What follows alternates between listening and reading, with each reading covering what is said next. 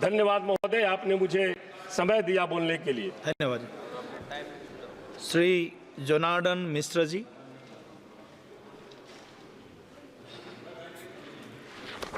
धन्यवाद सभापति महोदय, आपने मुझे मत्स्य और पशुपालन विभाग के अनुदान मांगों पर चर्चा करने के लिए अवसर दिया। सबसे पहले तो मैं प्रधानमंत्री मोदी जी को धन्यवाद देना चाहूँगा कि उन्होंने इस बात को भली बात समझा कि अगर किसान की आमदनी को दुगना करना है, किसान की समृद्धि को बढ़ाना है, तो अनाज उत्पादन के अलावा पशुधन और मत्स्य पालन के क्षेत्र में हमको आगे बढ़ना होगा। और इसीलिए 2019 में उन्होंने इस मंत्रालय का मत्स्य पालन, पशुपालन और डेयरी मंत्रालय का गठन किया और उसके बाद से मत्स्य पालन और डेयरी उत्पादन के क्षेत्र में महत्वपूर्ण कदम उठाए गए। आज जो लोग किसानों की बात करते हैं, मैं उनसे एक सवाल पूछना चाहूंगा महोदय आपके माध्यम से।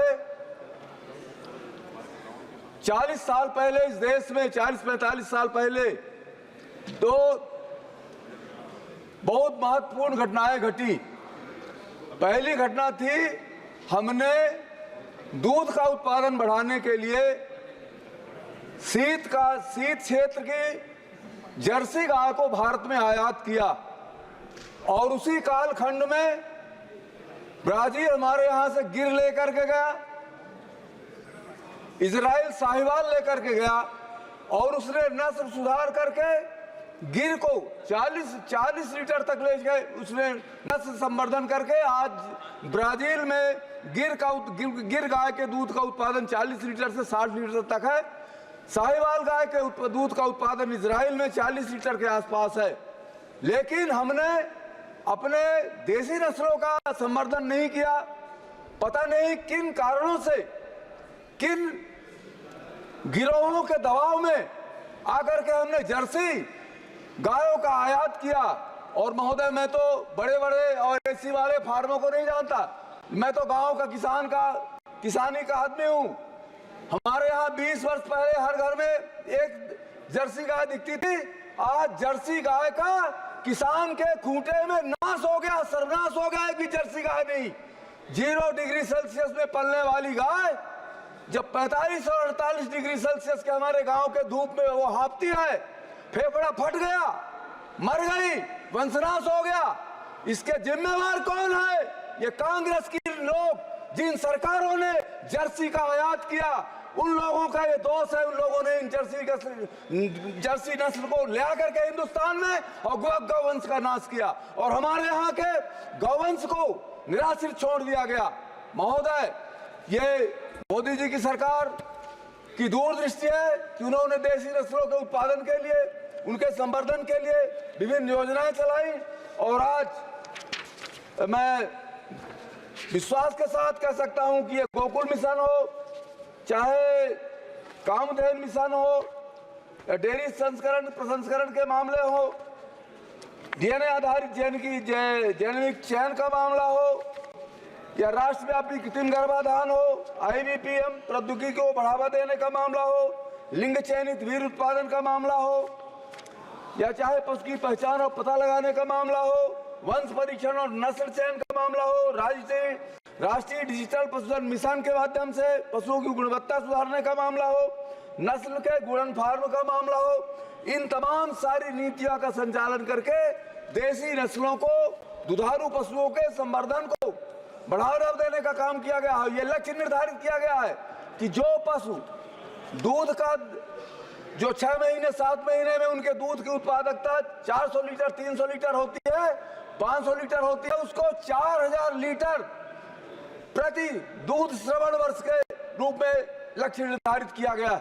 इस तरह से हम ये देखें कि आज मोदी जी की सरकार दूध उत्पादन के क्षेत्र में किसानों की मदद करने के लिए किस तरह के काम कर रही है।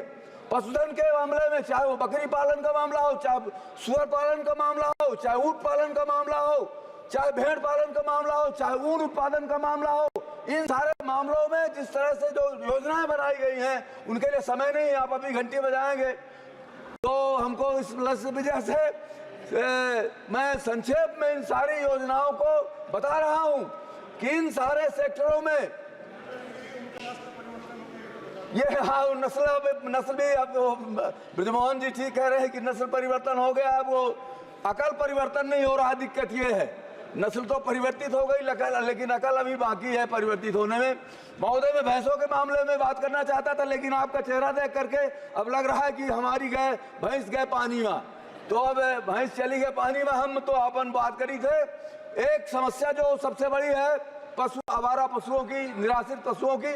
मैं उस संबंध में बात करना चाहूंगा कि प्रदेश सरकारें गौशालाओं का निर्माण कर रही हैं, गौशालाओं के अंदर उन गौवंशों को रखा जा रहा है, लेकिन पूरी ये मदद सरकारी है और सरकारी तंत्र के माध्यम से ये समाधान नहीं निकलेगा। ये गायें लाखों वर्षों से हमारे पुरखों के साथ रही आई हैं, इनके लिए हमको भी जनमानस को श्रम और पैसा और उनकी देखरेख और सरकारी सुविधा इन सबको अगर देखेंगे, सबको मिला करके ये एक समन्वित प्रयास के माध्यम से इन नस्लों का, इन देसी नस्लों का वहीं पर गर्भाधान करा करके जिस तरह से गिर, साहिवाल वगैरह का और दूसरी देसी नस्लों का उत्पादन वृद्धि के लिए प्रयास किया जा रहा है, उसी तरह से इन गौशालाओं में रहने वाली बेसहारा गायों की भी नस्लों का सुधार और इनके परिपोषण का काम होना चाहिए।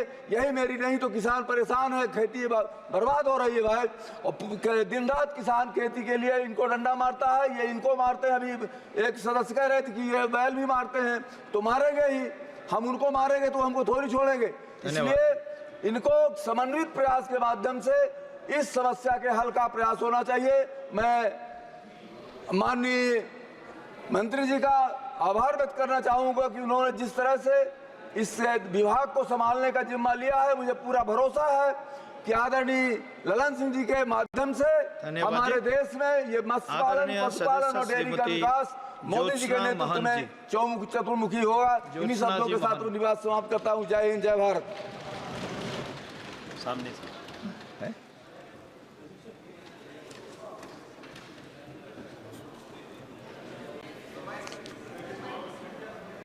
आप शुरू।